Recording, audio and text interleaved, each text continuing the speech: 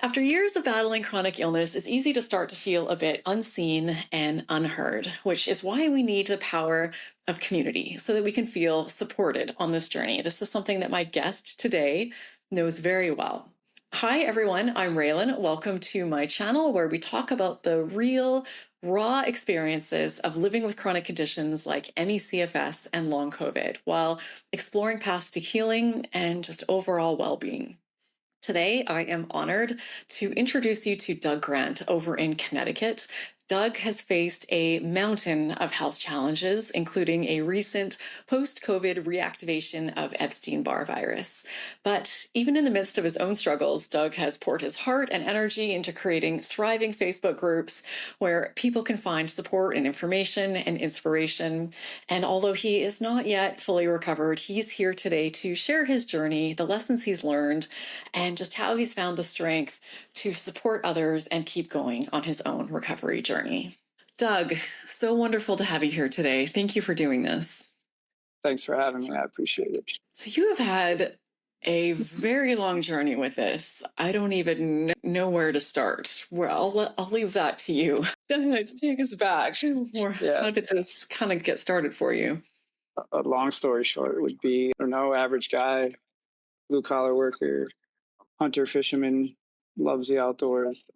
Again, long story short, probably bit by ticks thousands of times.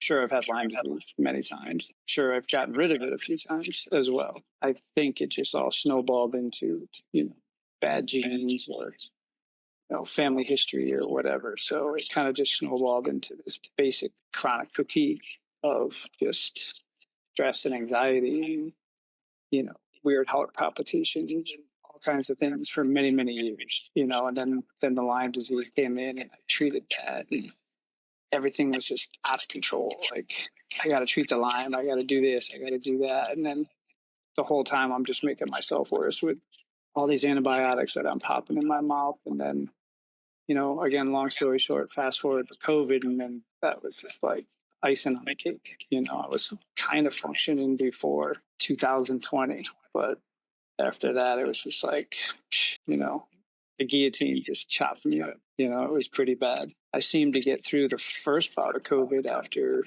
9 months, I guess, of a long haul, you'd want to call it, whatever you want to call it.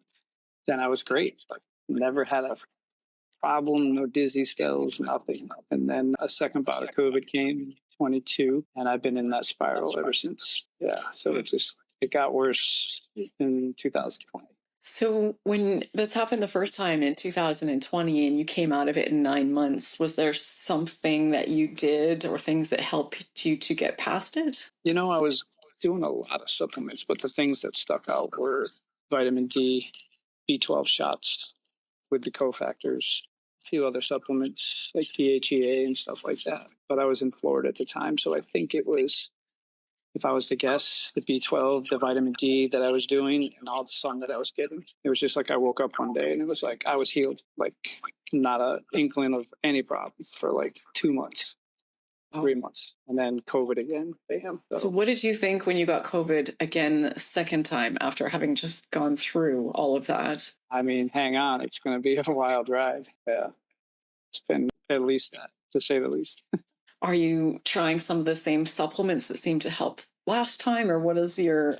Yeah, that's kind of been my approach now. The thing is now, though, is that through all my research, I probably have more hours than anybody on YouTube as far as research goes, because I follow everybody and I just, I count on myself. I don't count on anybody else. But through another YouTuber, Dr. Bean, they call him, he did a lot of research through COVID, and they found that because of COVID, they researched a lot of this reactivated EBV. So I started searching down that rabbit hole, and lo and behold, because of the new studies, because of COVID, with the reactivations of viruses, my early antigen was over 9, which according to the new study is anything over 9 is there's virus spilling into the blood and it's replicating. So on top of, long haul, reactivated viruses, you name it. So I'm kind of doing all the same supplements I was before, and I'm doing some extras along with that to take care of the EBV. So that is the treatment approach for when you have these higher viral loads of EBV is the supplement protocol that you're doing. Is that correct? Yeah, so I kind of came up with one on my own, and I'm happy to share it with you or your listeners at any time. I could write it down and send it to you. But there's a lady named Kasha Kynes. She's very active in the EBV community. She's very intelligent as far as EBV goes. So I took her book, and she really didn't have any set protocols because she was like, well, I don't want to, hurt anybody, so I won't give them the exact protocol. So I just took bits and pieces of it, and I took 8 supplements. I put them together, and I brought them to my functional medicine. I said, look, the book says, she says, this is what we need to do. And I kind of just threw 8 of them at her. And she says, yeah, let's do it. Here's the acute dosages. And I went through 4 weeks of it. We retested. I went from a 10.62 down to a 9.6. So we went 4 more weeks. And so 8 weeks total on the acute dosages. And I put it to a 9.0, which is equivalent, which is no virus in the blood. So she's like, I've never seen in my 15 years of practice anybody move it a tenth of a percent, and you moved it from 10.62 to 9. She's like, that's unheard of. So then she takes the same protocol. She hands it off to her colleagues, and then she handed it off to one of her patients. And in 2 weeks, the patient that had had symptoms for many years was in total remission just from the 8 supplements that I gave her. Wow. That's really incredible. And I'm really happy to hear that. I'm curious, as someone who has researched so much, over the years, what are some of the main themes that you have observed in what's working, what's not working? What are the important things that we should be paying attention to, what not so much? What are your main takeaways from everything that you've been taking in on all of this? If I had to put it in priority perspective, I would have to say trust yourself, follow your instinct, and hate to even say this, but don't trust mainstream doctors. I mean, they have their time, they have their place. I've wasted many, many years, thousands and thousands of dollars of wasted time chasing different rabbit holes. And I've finally figured out there's a pattern to all this, whether it be Lyme disease, mold, chronic fatigue, reactivated viruses. There's many factors at play into this, but there's some that are a priority, some that aren't. Like your HLA genes, they mean something, but they're not really that important because you can't change it. You live with them, you die with them. They're just not going to change.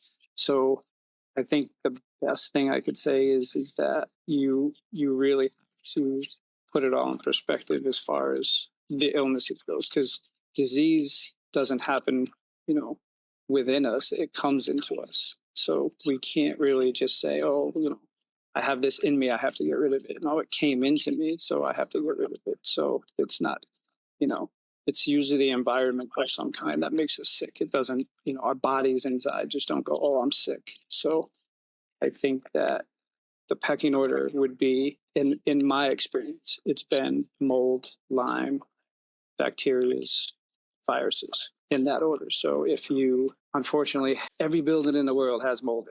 Unfortunately, probably the home you're in has a minuscule amount, as clean as it is. There's always some dust bunnies behind the refrigerator. So somebody's always living with some level of mold to some degree.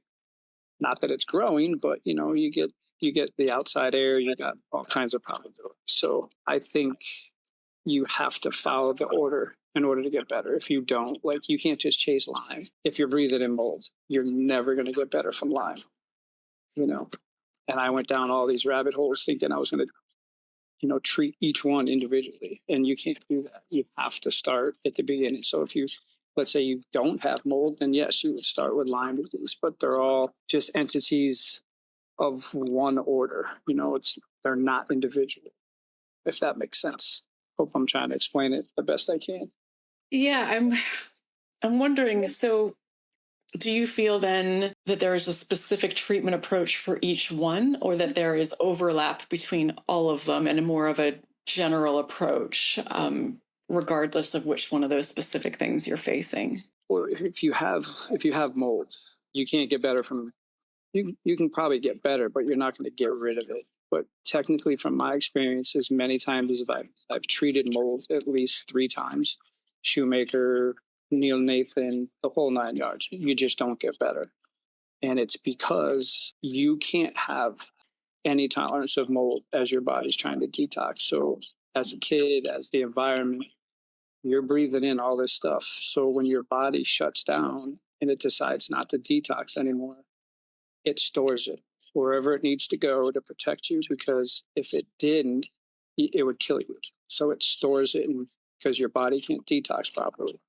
So your body has to have a zero tolerance of mold in order for it to turn on and start to get better. So, like, I don't know if you've heard of like the ERMI or the Hertzman test. Like, those are all great and good to a certain degree, but zero tolerance is the only way to get detox pathways to turn back on. So unfortunately, most people think they can do a test and say, oh, these are safe levels.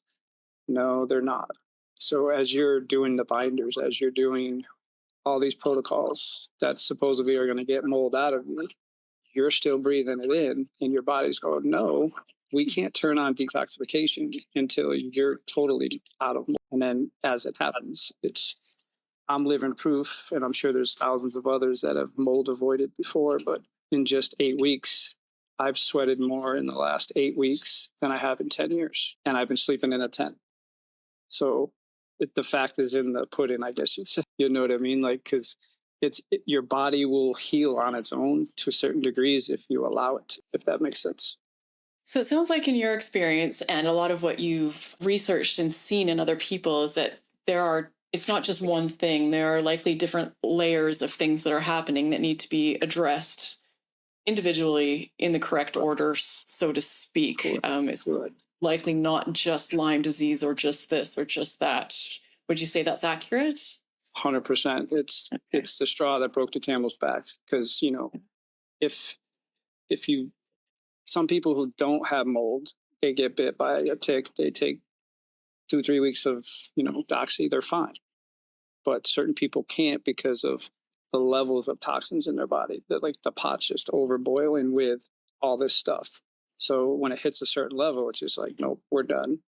Body just shuts down and goes into protective mode, and that's exactly it. So if you don't have mold, I guess you could treat Lyme disease, but the reason people don't get better from Lyme treatment, and I see it year after year after year in the mold groups and the Lyme groups, like, people just keep popping antibiotics like candy and doing all these, hyperbaric chambers and all this stuff. And it's like, they don't get better. And I was one of those guys who thought I could just treat it and get better, but you can't. You got to get rid of the mold first, then the Lyme. So if you can get rid of the Lyme, you've gotten rid of the mold. You'll know, like in some cases, Lyme will go away just by getting rid of mold, like, because your body always keeps it in check.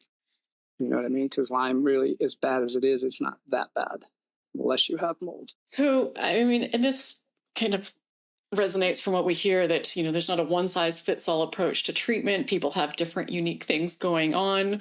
So for the person watching right now, what would you recommend from your experience? They're like, where do I start? How do I know what my biggest issue is? What do they do? So you could do a sabbatical if you're treating Lyme and you're not getting better, like chronic fatigue, any of those things. Do a 3-week sabbatical. Take some time, go live in a tent, go live in a hotel that is 100% clean, or do your homework, but try to just test it. I mean, sabbaticals are easy. They're not that difficult. I mean, I know where some people can't lift their head off a pillow. It gets tough. I get it. But you have to kind of just test the waters. If you're treating Lyme and you're not getting better, there's a reason why. You're missing something before the Lyme disease, and it's probably mold, so you have to do it in order. So it's thousands and thousands of people treating Lyme, and they're just not getting better. And I imagine with all the research that you're doing that you have to have come across some of the approaches that people are taking for fatigue and post-viral conditions, like different brain retraining programs and mind-body approaches. So has that factored in for you at all? Or, what is your take on all of that? I like a little bit of quiet time and meditation, and I do some breathing techniques. I think it helps. You should probably look at it from whatever you're doing. If it's not working, you have to just back up and look at the whole picture. That's the easiest way. I think breathing techniques, making sure your viral loads aren't very high. Like, I don't know much about chronic fatigue. I just know it's a fancy name for something they don't know. So I think it's, even at minimum, chronic fatigue, relapse from COVID, all those things. I think people need to take care of their body, eat right, do all those things. But brain retraining can help. I mean, there's a lot of trauma involved. Whether you've been sick for 2 years or 30 years, there's still a lot of trauma involved. Follow what you have, like all the evidence, the viruses, the mold, the Lyme, chronic fatigue, whatever you have, and whatever works. But supplements do work. They're just a guide, though. They don't really do, they're not like a one size fits all. So you've been facing different health challenges for a really long time. It's sort of an endurance test. What helps you to keep going? What motivates you to keep trying and keep searching and just, fuels you through this? It fuels me because I know my body can do what it did before. It's done it a few times. I have a Facebook group for the last 7 years that I try to help other people by giving them the wisdom that I have of what not to do. People don't listen because they go down their own rabbit holes and they do their own thing. But try to guide people. I try to help. But I think what drives me is my body can heal. It's done it before. I know what it feels like. I just have to figure out exactly what order and how to do this and just bring it home. You know what I mean? And it's been a difficult ride, but it's human nature just not to lay down and quit. You know what I mean? We just don't have it in us. We don't do that. Yeah. And you've done a lot to support our community, these communities over the years, despite all the challenges that you've been facing. So tell us a bit about what that looks like and what motivates you to do that. Yeah. So that's an easy one. I'm pretty much an empath. Like I don't like to see people suffer. I don't like to see torture, if you want to call it that. So it drives me to whatever I can do in my life and in my journey to help other people. That's what I'm going to do. Because if I can save them time and agony, that's my goal. I just don't like to see suffering. And you've been doing this through Facebook groups and online communities. Is that correct? Yeah, my Facebook group is kind of taking a dive. It's been slow. But I'm trying to start my own YouTube channel, trying to work on that a little bit, but it's not easy when you're sick. Just keep plugging away. Yeah, it's not easy when you're healthy. So it's an admirable thing to be taking on while in the middle of all of this. Yeah, I can't imagine what it's like to try and run all of that and take care of yourself as well. Yeah. So, what do you see for yourself from here? What's the game plan, I guess, or what's next? Just keep plugging away. I'm hoping to bring a lot of attention to the community as far as healthcare goes. It's tough. Healthcare is tough right now. It's, better than it was. COVID's put a little spotlight on it for, us crazy people in the beginning, with this long COVID thing that didn't exist. You know what I mean? So I think Western medicine is going to have to backtrack a little bit and start touching on a little bit of functional medicine in order to keep up with this. They're going to be forced to do it. But my goal is to just have some kind of doctor accountability for what you're doing. You know what I mean? That's been a rough trauma for me, not trusting in the system. And that's why, I had to finally start researching on my own. So I think if anything else, I could just bring as much wisdom to other people as I can, try to in some way bring light to doctor accountability and what they do and how they do it, how they treat us. I've been kicked out of 10 emergency rooms because nothing's wrong with me. I'm a hypochondriac. You know what I mean? So I'm just going to keep plugging and doing what I do. And I think consistency pays off. Yeah, I suspect there are a lot of heads nodding right now for people who are watching. It's unfortunately a message I think that we've all been given multiple times. That somehow we've imagined or are faking this nightmare. I don't know what the goal of that would be or why we would do that, but unfortunately something that we hear a lot. I wonder, I'm always curious about, because it's not always an easy thing to put yourself out there, onto the internet and share your story. So for doing things like coming on my channel, what was one of your big motivators to do that? Or what would be one thing that you're hoping that you would like to accomplish or a message you would like to send for the people watching? I mean, if there's anything I can do to help, I mean, I've got a lot of years with mold, a lot of years with Lyme. I got a new protocol for EBV that helps. I don't know what the extent of it is. I'm working on it, but I just think that if anybody needs to just reach out, talk, whatever, vent here, and my journey is no different than anybody else's. It's no better, it's no worse. It's just a journey, and we're all in it together. Well, for people watching, we'll make sure that in the video description, you can expand that and find what you need to get in touch with Doug and learn more about his journey. I think there should be chapter 2 because there's a lot more that we could get into, but within one day, it's not that easy. But yeah, I mean, thank you for what you do. I mean, I'm sure your journey wasn't easy either. And, you're putting this all together and, you're helping people through these videos. So whatever you do resonates with other people. May not be my story for everybody, but even if it hits 1 or 2 people, it did something. So thanks for what you do and keep doing it. You'll be at 50,000 soon, right? Yeah, it's been an amazing journey. It's probably my favorite part of my life to have this ability to connect with people like you. And that is the goal, to just put a buffet of information out there and not filter it and just let people just decide for themselves what resonates, what makes sense, what doesn't. Because as you said, unfortunately, we're not, for the most part, getting a lot of answers from the conventional medical community. So we've all kind of come together and are trying to help each other out. So that is the point of these. So I really appreciate you, Doug, doing this today. You've had such a long journey. I am so inspired by how informed you are and just how tapped in you are to things and how you're coming up with your own protocols and having success. And I just thank you for taking the time to share this, and really am wishing you all the best with your journey from here. Thank you. I appreciate it. For those of you watching, I'd love to know your thoughts too. Let us know in the comments. Anything from this resonate? Any questions you have for Doug? Also, as always, a member shout out. I just want to say hello to Debbie Winslow. Thanks for joining the channel and becoming a member. I really appreciate the support. Sending big hugs to you and sending big hugs to all of you. Whatever you're facing, keep at it. Don't give up.